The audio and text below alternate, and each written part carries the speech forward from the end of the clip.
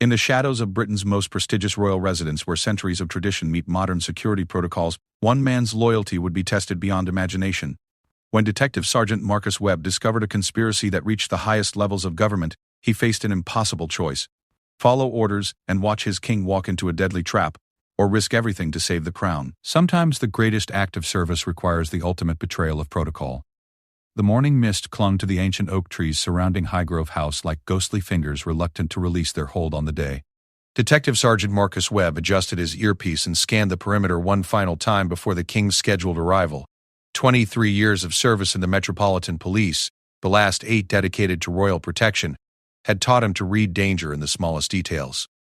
Today, something felt wrong. Webb's weathered hands gripped his radio as he watched the advanced security team conduct their final sweep. The king was due to arrive in 40 minutes for what should have been a routine private weekend at his beloved Gloucestershire retreat. The schedule was classified, known only to a handful of trusted personnel within the Royal Protection Unit and senior government officials. Yet Webb couldn't shake the feeling that invisible eyes were watching their every move. The detective's instincts had been honed during his early years patrolling the roughest neighborhoods of South London, where survival often depended on recognizing threats before they materialized. Those same instincts had saved lives during his tenure with the Counterterrorism Command, and now they were screaming warnings that he couldn't ignore. As Webb made his way toward the main house, his secure phone buzzed with an encrypted message from his handler at Thames House, the headquarters of MI5. The text was brief but chilling. Package intercept successful. Contents require immediate review. Maintain radio silence. Trust no one at location. The detective's pulse quickened as he recognized the code phrase they had established 3 months earlier when intelligence agencies first detected chatter about a potential threat to the royal family. The package referred to communications intercepted by GCHQ, Britain's electronic surveillance headquarters. If his handler was breaking communication protocol to contact him directly, the threat level had just escalated dramatically. Webb ducked into a maintenance shed behind the organic gardens, ensuring he was out of sight from both the house and the roving security patrols. His fingers worked quickly across the encrypted messaging app, requesting immediate access to the intercepted intelligence. The response came within minutes, and what he read made his blood run cold. The intercepted communications revealed a conspiracy that went far beyond a simple assassination attempt. A faction within the government, frustrated by the king's recent public statements about climate change and social inequality, had allegedly made contact with foreign operatives. The plan was elegantly simple and terrifyingly effective. Eliminate the king during his private retreat, making it appear as if security had simply failed due to human error. What made the plot even more sinister was the involvement of someone within the Royal Protection Unit itself. The communications suggested that a high-ranking member of the security team had been compromised, providing detailed intelligence about the king's movements, security protocols, and the layout of Highgrove House. Webb's mind raced as he considered the implications. Every member of the protection team had undergone extensive background checks and psychological evaluations. They were handpicked for their unwavering loyalty to the crown and their proven ability to make split-second decisions under pressure. The idea that one of his colleagues could betray everything they had sworn to protect was almost unthinkable.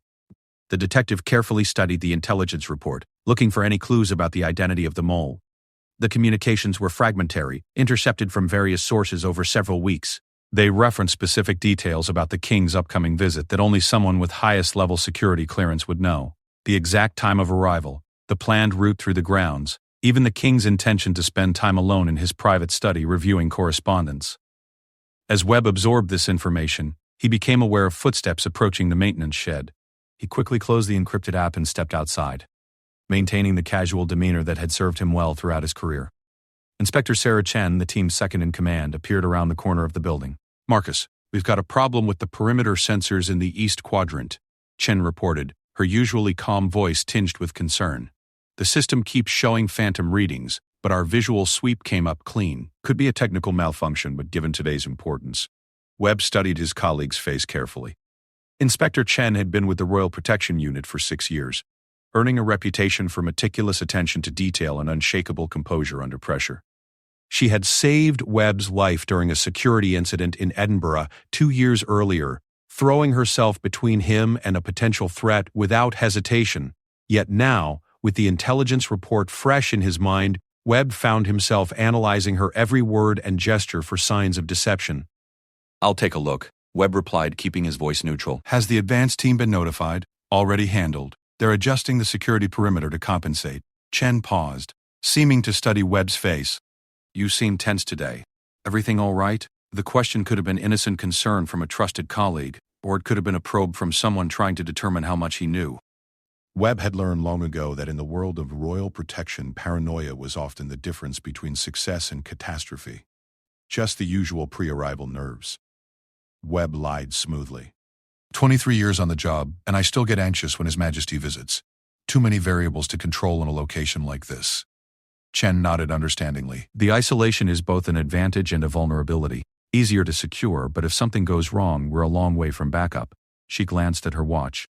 32 minutes until arrival. I should check in with the communications team. As Chen walked away, Webb felt the weight of impossible choices settling on his shoulders. The intercepted intelligence could be accurate, revealing a genuine threat that required immediate action. But it could also be disinformation, designed to create exactly the kind of paranoia and mistrust that could fracture the security team from within. Webb's secure phone buzzed again. This time, the message contained a single word: confirmed. His handler at MI5 was indicating that additional intelligence had corroborated the threat. The conspiracy was real, and the king was walking into a carefully orchestrated trap. The detective looked up at Highgrove House, its honey-colored Cotswold stone glowing warmly in the morning sunlight. For over 30 years, this had been the king's private sanctuary, a place where he could escape the pressures of public life and pursue his passions for organic gardening, architecture, and environmental conservation. The house and grounds were filled with personal touches that reflected the king's character. The organic gardens where he experimented with sustainable farming techniques, the sanctuary areas where endangered species could thrive, the architectural details that honored traditional craftsmanship.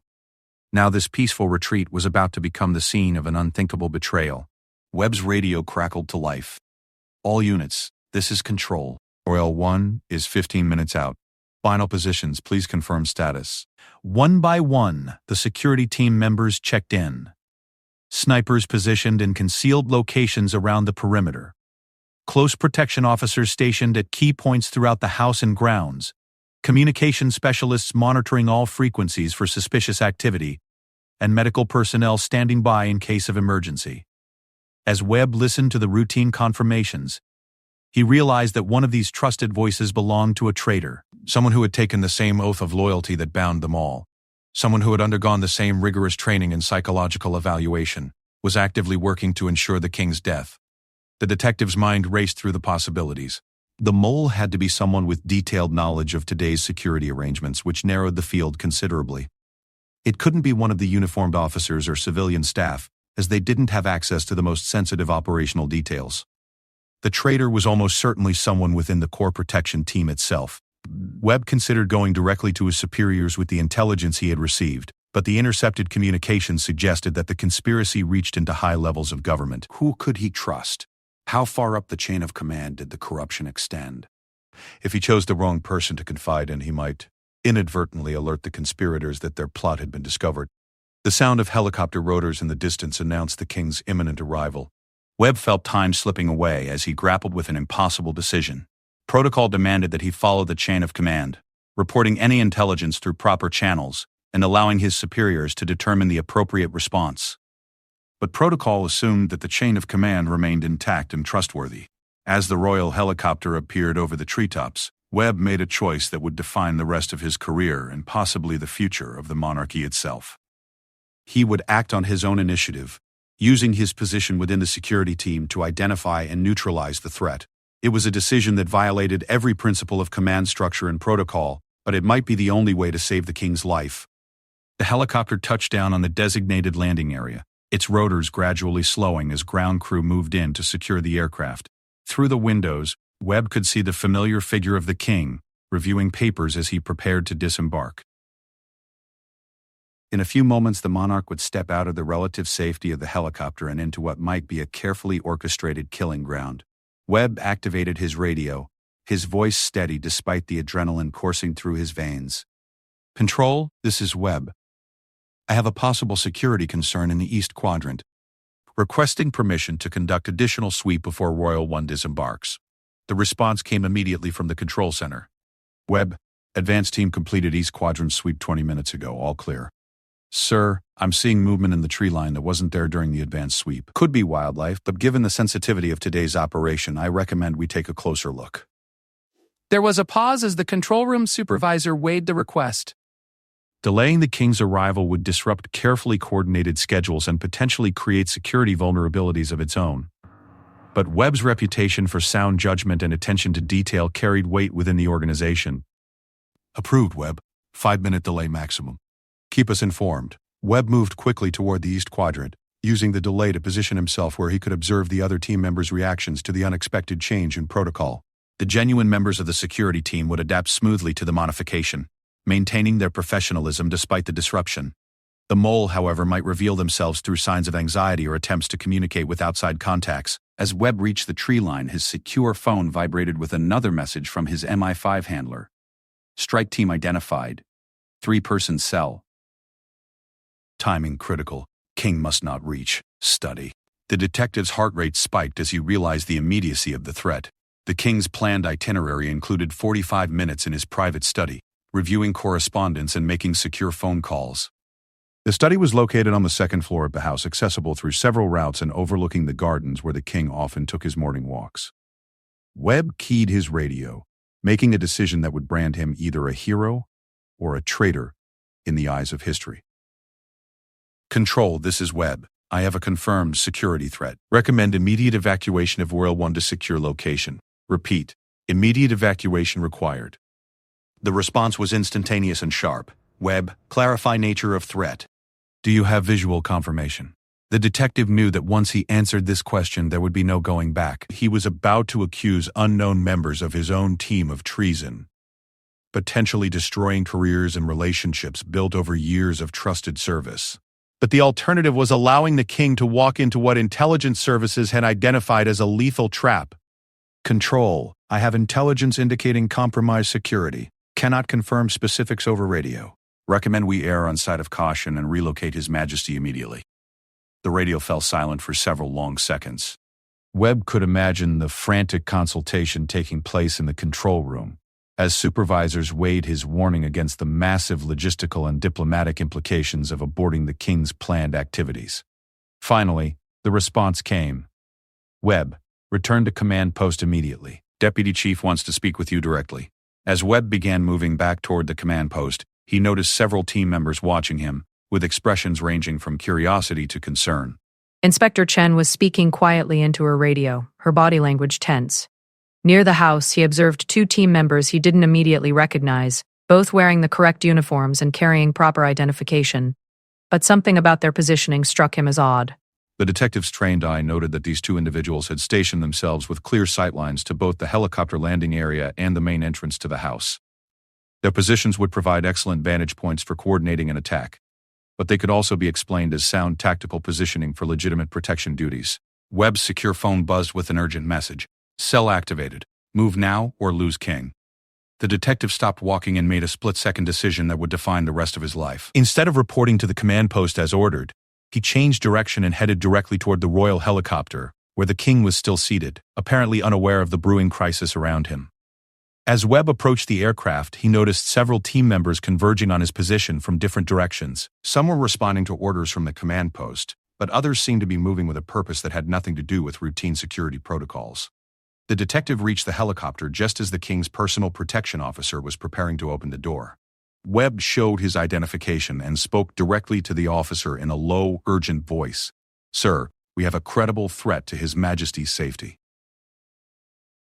I need to speak with him immediately, before he leaves the aircraft. The protection officer, a veteran named Thompson, whom Webb had worked with for several years, studied his colleague's face carefully. What kind of threat, Marcus? I haven't received any updates from control. We have intelligence suggesting compromise within the security structure.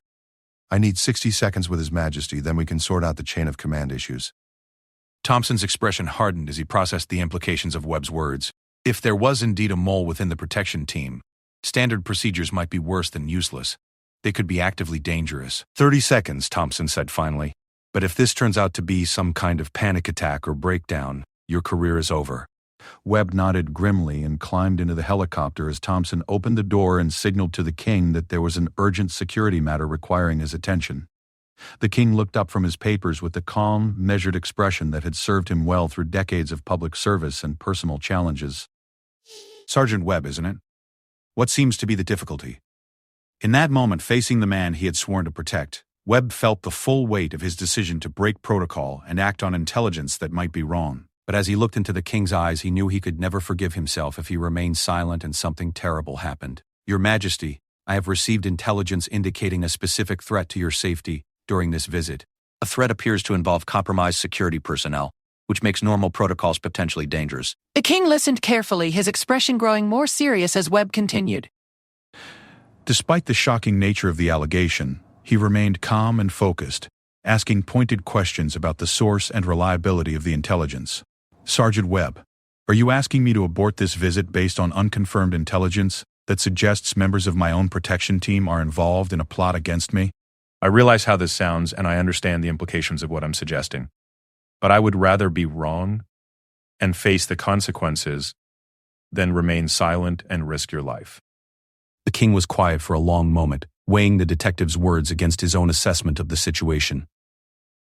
Through the helicopter windows, they could both see the security team maintaining their positions, some looking increasingly agitated as the delay stretched on. "Sergeant Webb, in your professional judgment, what would you recommend as our next course of action?" The question struck Webb as remarkable. Here was the King of England, asking for tactical advice from a detective sergeant who had just accused unknown members of the Royal Protection Unit of treason. It spoke to a level of trust and pragmatism that Webb found both humbling and inspiring. "Your Majesty, I believe we should immediately relocate you to a secure facility where we can properly investigate this intelligence without putting you at risk. Once we've identified and neutralized any threats, we can reschedule your visit to Highgrove." As Webb finished speaking, his secure phone buzzed with a message that made his blood freeze. "Too late. They're moving." Through the helicopter window, Webb watched as the two unfamiliar security personnel began moving with deliberate purpose toward the aircraft. Their approach looked routine to untrained eyes, but Webb's experienced gaze recognized the tactical formation of an assault team preparing to strike. Time had run out for careful planning and political considerations. "Your Majesty, we need to leave immediately," Webb said, his voice carrying the urgency of someone who had spent years making life or death decisions. "Please keep your head down and stay close to me." The king's personal protection officer, Thompson, had been monitoring radio communications and noticed the same troubling patterns that had caught Webb's attention. "Marcus, I'm getting conflicting orders from control." "Someone's directing units to positions that don't match our standard protocols." And Webb's mind raced through their limited options. The helicopter pilot was still running through post-flight procedures, unaware of the developing crisis around his aircraft. Starting the engines and taking off would require several minutes, time they didn't have if hostile elements were already in position. "Thompson, can you reach the pilot without using radio?" Webb asked quietly. "Already on it." Thompson tapped the pilot's shoulder and spoke directly into his ear, using hand signals to indicate an emergency departure was required. The pilot's expression shifted from routine professionalism to high alert as he began rapidly working through his emergency startup procedures. Outside the helicopter, Webb could see Inspector Chen approaching from one direction while the two suspicious personnel continued their advance from another angle. The coordination looked too precise to be coincidental. Chen was involved in the conspiracy. They were about to be surrounded with no avenue of escape. The king, despite the extraordinary circumstances, remained remarkably composed. "Sergeant Webb, before we take any irreversible actions, I want you to understand something. If your intelligence is wrong, your career in law enforcement is over.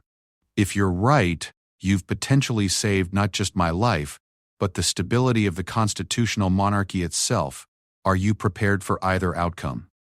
The question cut to the heart of Webb's internal struggle. Everything he had worked for over 2 decades could be destroyed by this moment of decision. His reputation, his pension, his relationships with colleagues who had become like family, all of it hung in the balance. "Your Majesty, I've spent my entire adult life learning to read dangerous situations. Right now, every instinct I've developed is telling me that your life is in immediate danger." "But there is no other question than this danger." I would rather face the consequences of being wrong than live with the knowledge that I stayed silent while someone I swore to protect was harmed. The helicopter engines began spooling up, the familiar whine of turbines providing a soundtrack to the most critical decision of Webb's career. Through his earpiece, he could hear increasingly agitated communications from the command post, demanding to know why the royal aircraft was preparing for immediate departure. Inspector Chen reached the helicopter and began speaking with one of the ground crew members, gesturing toward the aircraft with apparent concern. From a distance, her actions appeared routine, but Webb noticed that she positioned herself to block one of the emergency exit routes while maintaining visual contact with the approaching personnel. Webb's secure phone displayed a final message from his MI5 handler. Sniper positioned. Study window. King cannot enter house under any circumstances. The detective felt the pieces of the conspiracy clicking into place with terrifying clarity. The plan had never been a close-quarters assassination that would obviously point to security failures. Instead, the conspirators had positioned a long-range shooter who could eliminate the king while he worked in his private study, making it appear as though perimeter security had been breached by an outside attacker. The beauty of the plan was its plausible deniability. After the assassination, investigators would focus on how an external threat had penetrated the security perimeter, rather than examining the possibility of internal betrayal. The compromised security personnel would be witnesses rather than suspects, providing testimony that supported the external attack narrative. As the helicopter prepared for takeoff, Webb realized that their departure would trigger the next phase of whatever plan the conspirators had prepared. They couldn't simply fly away and hope the threat would disappear. The people behind this conspiracy had invested too much time and resources to abandon their objectives simply because of one detective's suspicions. Your Majesty, even if we successfully leave Highgrove, the threat won't end here. These people have demonstrated sophisticated planning and significant resources. They'll simply wait for another opportunity. The king nodded thoughtfully. Then what do you propose, Sergeant? We can't spend the rest of my reign hiding from shadows and suspicions. Webb's response was interrupted by Thompson, who was monitoring multiple radio frequencies simultaneously. Marcus, I'm picking up chatter about a secondary protocol being activated. Someone's coordinating activities beyond our normal command structure. Through the helicopter windows, they could see the security team reacting to the unexpected departure preparations with varying degrees of confusion and concern. Some personnel were clearly following standard procedures for an emergency evacuation, but others seemed to be implementing plans that hadn't been communicated through normal channels. The two suspicious personnel had halted their approach and were now speaking urgently into concealed communication devices. Their body language suggested they were receiving new instructions, possibly related to the changing situation with the helicopter. Webb made a decision that would either vindicate his actions or confirm his disgrace. Your Majesty, I need you to authorize me to contact my handler at MI5 directly and coordinate a response that goes outside normal royal protection protocols. The request was extraordinary. Royal protection operated under strict guidelines that emphasized coordination with established security services while maintaining independence from potential political influence. Asking the king to approve direct cooperation with intelligence services without going through proper channels violated numerous protocols and could create dangerous precedents. Sergeant Webb, you're asking me to potentially compromise the political neutrality that is fundamental to the monarchy's role in our constitutional system. Your Majesty, I'm asking you to authorize necessary actions to preserve your life so that you can continue to serve that constitutional system.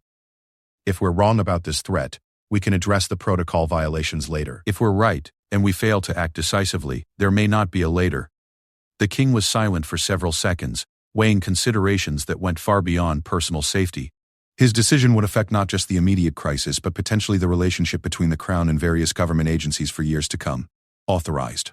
But Sergeant Webb, I want you to understand that I'm trusting not just your professional judgment, but your character. Don't make me regret that trust. Webb activated his secure communication device and sent a brief message to his MI5 handler. Crown Jewel requests immediate support. Secondary protocol confirmed. Need extraction and counterintelligence response. The reply came within seconds. Extraction team airborne. ETA 8 minutes. Maintain position and prepare for coordinated response. As Webb relayed this information to Thompson and the pilot, he noticed that Inspector Chen was now speaking directly with the two suspicious personnel. Their conversation appeared animated, with frequent glances toward the helicopter and gestures that suggested they were discussing revised plans. The helicopter pilot completed his emergency startup sequence and looked back at his passengers. Sir, we're ready for immediate departure, but I need to know where we're going. My flight plan shows Highgrove House as the destination, and I haven't received updated routing. Webb looked at the king, realizing that their next destination would determine not just their immediate safety, but the scope of the investigation that would inevitably follow. Flying to a military installation would suggest a national security crisis, while heading to another royal residence might allow them to maintain the appearance of a routine schedule change. Raf Briz Norton, the king said decisively. Sergeant Webb, contact your handler and inform them that's where we'll meet the extraction team. As the helicopter began to lift off, Webb watched the ground fall away and felt a mixture of relief and apprehension. They had escaped the immediate threat, but they were also entering uncharted territory, where his actions would be scrutinized by authorities at the highest levels of government. Through his earpiece, Webb could hear the command post trying to establish communication with the departing aircraft, demanding explanations for the unauthorized departure. The radio traffic revealed growing confusion and concern among the remaining security personnel, some of whom were clearly unaware of any legitimate reason for the sudden evacuation. Inspector Chen was now speaking rapidly into her radio, her gestures becoming more agitated as she realized that the carefully orchestrated plan was falling apart. The two suspicious personnel had disappeared from view, presumably implementing whatever contingency measures had been prepared for this scenario. Webb's secure phone buzzed with an update from his MI5 handler. Ground team moving to secure Highgrove. Sniper location confirmed and neutralized. Multiple suspects in custody. Crown Jewel's instincts were correct. The detective felt a wave of vindication mixed with professional satisfaction. His decision to break protocol and act on incomplete intelligence had been validated, but he knew that the consequences of his actions were far from over. As they flew toward RAF Briz Norton, the king remained remarkably calm, occasionally asking questions about the developing situation but generally allowing Webb and Thompson to coordinate with their respective agencies. His composure under pressure reinforced Webb's respect for the monarch's character and judgment. Sergeant Webb, when we land, there will inevitably be questions about how this conspiracy was possible and why normal security procedures failed to detect it. I want you to know that you have my full support in whatever investigations follow. The king's words carried weight that went far beyond personal reassurance. Royal support could protect Webb from the professional retaliation that often followed when junior officers took initiatives that embarrassed senior leadership. Thompson had been coordinating with various agencies during the flight, and his expression grew increasingly grim as new information came in. Marcus, the scope of this conspiracy was larger than we initially realized. The MI5 investigation has identified at least 7 individuals within various government agencies who may have been involved. Webb processed this information with a mixture of shock and satisfaction. The intelligence that had seemed almost too dramatic to be credible was proving to be accurate in its broad outlines, even if specific details remained unclear. As RAF Briz Norton came into view, Webb could see military and civilian vehicles converging on the airfield. The extraction team promised by his MI5 handler was clearly more extensive than he had anticipated, suggesting that the conspiracy they had uncovered was being treated as a major national security incident. The helicopter touched down in a secured area of the airfield, where they were met by a team of officials representing various agencies and departments. Webb recognized several faces from previous security briefings, but others were unfamiliar, presumably representing intelligence services that normally remained behind the scenes. As they disembarked from the aircraft, Webb felt the weight of what they had just experienced beginning to settle on his shoulders. The immediate crisis was over, but the broader implications of the conspiracy would reverberate through the royal protection system for years to come. The king was escorted to a secure briefing room, where senior officials began the process of understanding exactly what had happened and how close they had come to an unprecedented disaster. Webb found himself separated from the monarch for the first time since the crisis began, facing his own series of debriefings with investigators who needed to understand every detail of his actions and decisions. As Webb sat in a sterile conference room, answering the same questions repeatedly for different groups of officials, he reflected on the morning's events. His decision to break protocol and act on incomplete intelligence had been vindicated by subsequent events, but he knew that his career would never be the same. The conspiracy they had uncovered raised fundamental questions about the security of the royal family and the integrity of the institutions designed to protect them. Webb had played a crucial role in preventing a catastrophe, but he had also exposed vulnerabilities that would require extensive investigation and reform. Hours later, as the initial debriefings concluded, Webb was informed that the king had requested a private meeting with him. Walking through the corridors of the military facility toward the secure conference room, Webb tried to prepare himself for a conversation that would likely define the rest of his career. The detective knocked on the conference room door and was admitted by a security officer he didn't recognize. Inside, the king sat alone at a large table, looking thoughtful and somewhat tired after the day's extraordinary events. Sergeant Webb, please sit down. I wanted to speak with you privately before the official investigations begin in earnest. Webb took a seat across from the monarch, unsure of what to expect from this unprecedented conversation. Today you made a decision that potentially saved my life, but also fundamentally altered the relationship between the Crown and our security services. I want you to understand that I don't take lightly the trust you placed in me, or the risks you took on my behalf. The king paused, seeming to choose his words carefully. The investigators tell me that the conspiracy was even more extensive than your original intelligence suggested. Without your willingness to act on incomplete information, I would almost certainly have been killed in my study at Highgrove this afternoon. Webb felt a mixture of relief and apprehension as the full scope of what they had prevented became clear. The conspiracy had come closer to success than anyone had initially realized. Your Majesty, I want you to know that every decision I made today was guided by my oath to protect you, even when it meant breaking regulations and risking my career. The king nodded approvingly. That's exactly what I hoped you would say, Sergeant Webb, because what I'm about to ask of you will require that same level of personal courage and commitment. Webb felt his pulse quicken as he realized that the day's events were far from over. The king's tone suggested that new challenges lay ahead, ones that would test his resolve even further than the morning's crisis. The king leaned forward across the conference table, his expression conveying both gratitude and determination. Sergeant Webb, the investigation into today's conspiracy has revealed something that goes far beyond a simple assassination attempt. The people behind this plot weren't just trying to kill me, they were attempting to destabilize the entire constitutional system. Webb listened intently as the monarch continued, sensing that the conversation was moving into territory that would challenge everything he thought he understood about his role and responsibilities. The intelligence services have uncovered evidence suggesting that today's events were part of a broader campaign designed to create a constitutional crisis. If the assassination had succeeded, the subsequent investigation would have been manipulated to suggest that our security services are fundamentally unreliable. The detective felt the pieces of a larger puzzle beginning to arrange themselves in his mind. Your Majesty, are you suggesting that the real goal wasn't just your death, but the destruction of public confidence in the institutions that protect the monarchy? The conspirators believe that a successful assassination, followed by evidence of security failures, would create pressure for radical changes in how the royal family is protected. Those changes would have opened opportunities for further infiltration and eventual control over the monarchy's role in government. Webb absorbed this information with growing understanding of the stakes involved in their morning's actions. They hadn't just prevented an assassination, they had potentially saved the constitutional monarchy itself from a sophisticated campaign of subversion. The king stood and walked to the window of the secure conference room, looking out at the military aircraft and personnel that represented the extraordinary security response triggered by the day's events. Sergeant Webb, I need you to understand that your actions today have created both opportunities and dangers. Your willingness to break protocol saved my life, but it also exposed the existence of intelligence capabilities that certain people would prefer to keep hidden.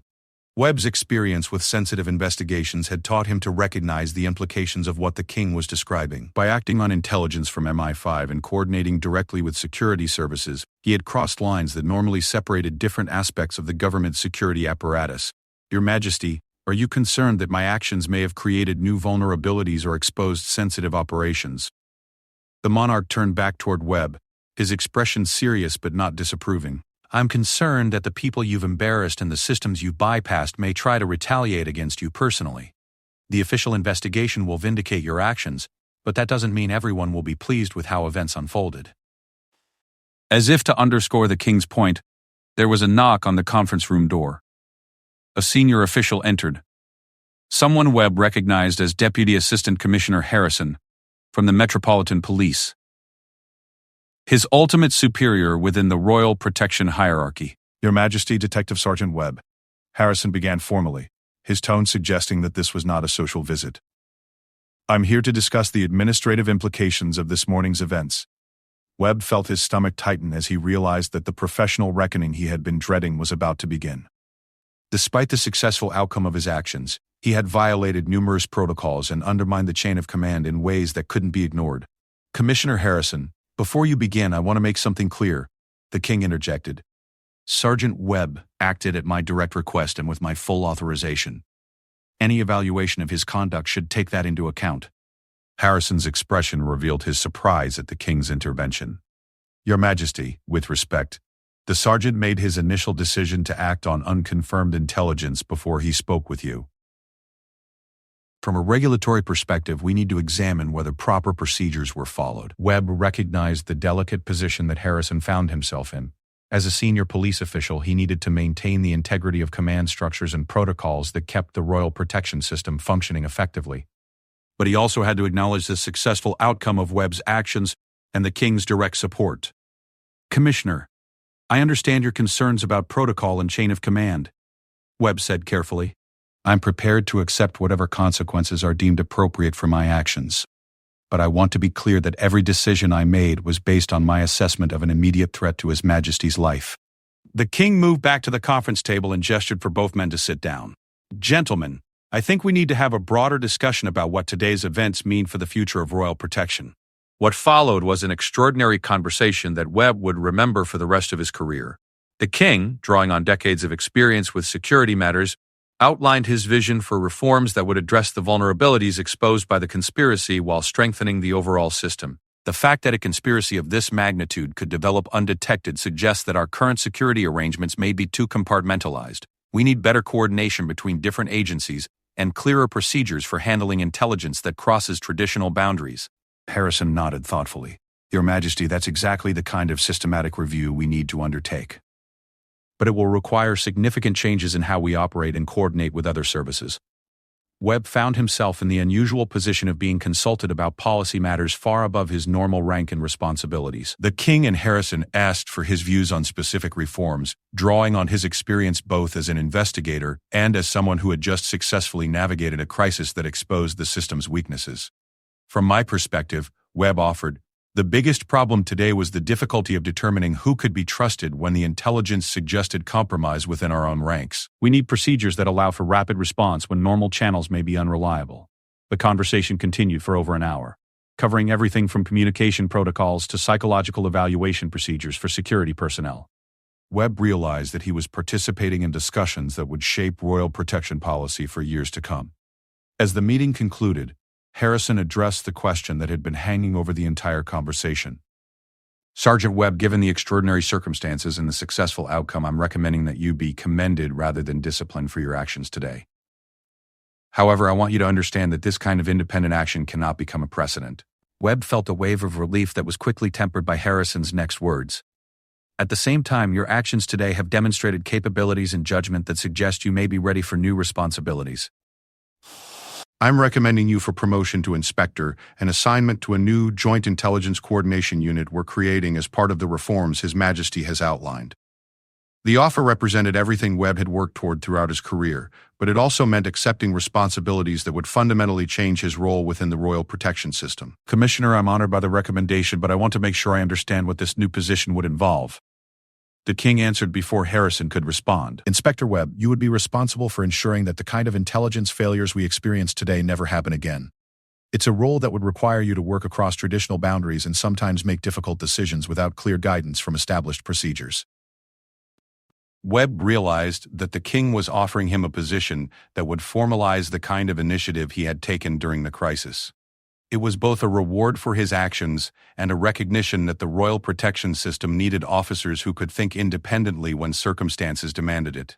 Your Majesty, Commissioner Harrison, I accept the assignment. But I want to be clear about something. My loyalty is to the Crown and to the constitutional principles it represents. If this new role ever requires me to compromise those principles, I will resign rather than comply. The King smiled for the first time since Webb had entered the conference room.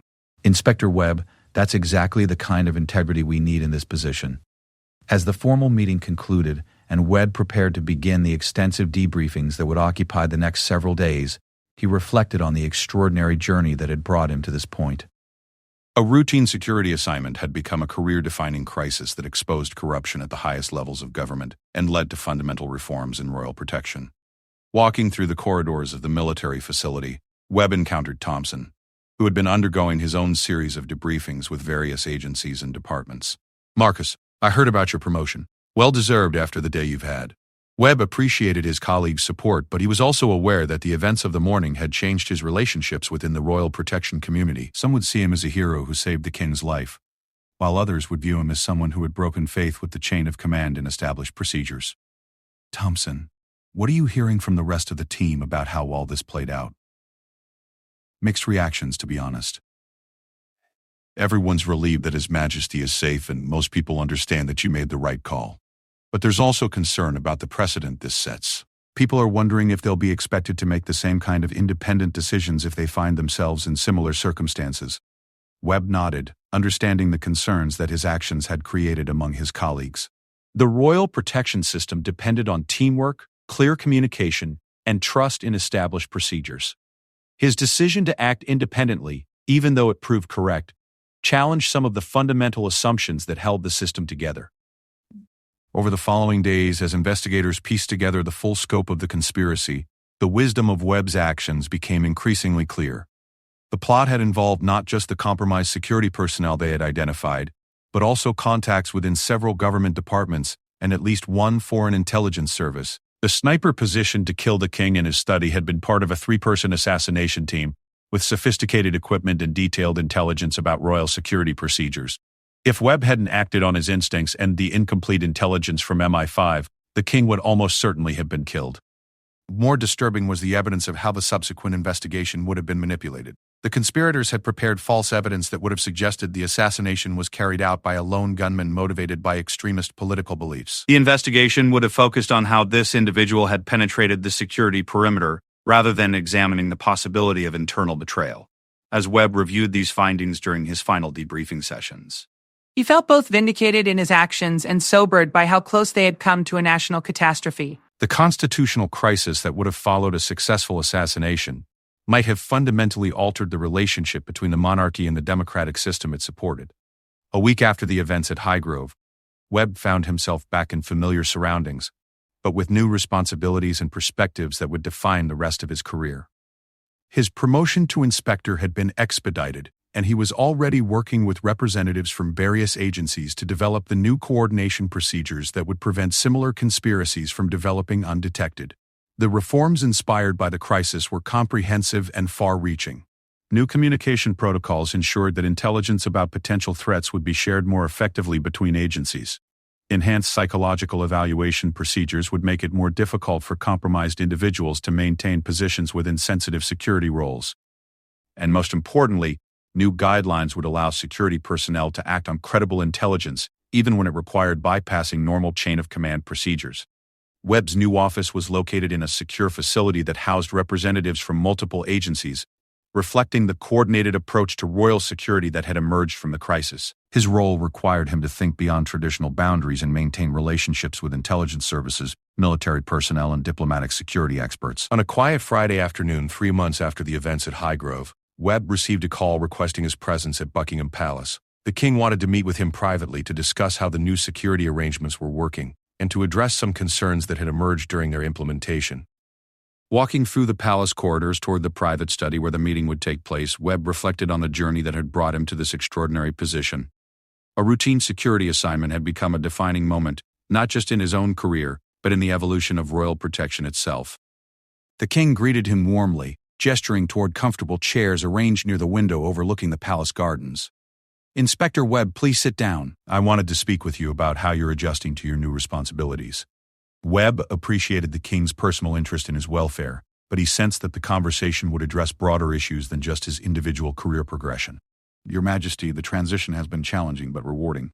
The coordination mechanisms we've established are already proving their value in several ongoing investigations." The king nodded approvingly. "I'm pleased to hear that. But I'm also aware that your new role has created some tension within the traditional royal protection community. Are you finding adequate support from your colleagues?" The question touched on one of Webb's ongoing concerns. While most of his former colleagues had accepted his promotion and new responsibilities, some remained skeptical about the wisdom of the reforms and the precedent set by his actions during the Highgrove crisis. Your Majesty, change is always difficult, especially when it involves fundamental assumptions about how security operations should be conducted. Most people understand the necessity of what we're doing, but there's still some resistance to the idea that individual officers might need to make independent decisions when circumstances warrant it. The king was quiet for a moment, seeming to weigh Webb's assessment against his own observations about the implementation of the new procedures. Inspector Webb, I want you to know that I remain fully committed to the reforms we discussed, even if they create short-term difficulties within the security community. The conspiracy we uncovered demonstrated that our previous arrangements, while generally effective, were vulnerable to sophisticated subversion. As their conversation continued, Webb found himself once again impressed by the king's grasp of security matters and his willingness to support necessary changes even when they were politically or administratively complicated. Your Majesty, I believe the new systems we've implemented will prove their value over time. But I also think it's important to acknowledge that we're asking people to fundamentally change how they think about their roles and responsibilities. The king stood and walked to the window, looking out at the gardens where tourists and staff moved about their daily activities, unaware of the sophisticated security measures that protected them and the royal family. Inspector Webb, 6 months ago, if someone had told me that a member of my protection team would save my life by breaking protocol and acting on unconfirmed intelligence, I would have been skeptical. Today, I consider that action one of the finest examples of service to the crown that I have witnessed in my lifetime. Webb felt the weight of the king's words and the responsibility they represented. His decision to act independently during the Highgrove crisis had been validated not just by the successful outcome, but by the systemic improvements it had inspired. As Webb left the palace that afternoon, he reflected on the extraordinary path that had led him from a routine security assignment to a position where he was helping to reshape royal protection for the 21st century. The conspiracy they had uncovered and defeated had revealed vulnerabilities in the system, but it had also demonstrated the importance of individual courage and judgment when institutional procedures proved inadequate. Walking through the streets of London toward his new office, Webb thought about the ongoing investigations, the reforms still being implemented, and the responsibilities that lay ahead. The events at Highgrove had changed not just his own career, but the entire approach to protecting the constitutional monarchy from sophisticated modern threats. The secret threat that had brought him to the edge of breaking protocol and risking everything had ultimately strengthened both his own resolve and the institutions he served. As Inspector Webb, he would continue to serve the crown with the same loyalty and courage that had defined his actions on that crucial morning at Highgrove House, but now with the authority and resources to prevent similar crises from ever again coming so close to success. The story of that morning would become part of royal protection lore, a reminder that sometimes the greatest act of service requires the wisdom to know when established procedures must give way to individual judgment and moral courage. Webb's bold decision to warn the king had not only saved a life, but it also strengthened the very foundations of the system he had sworn to protect.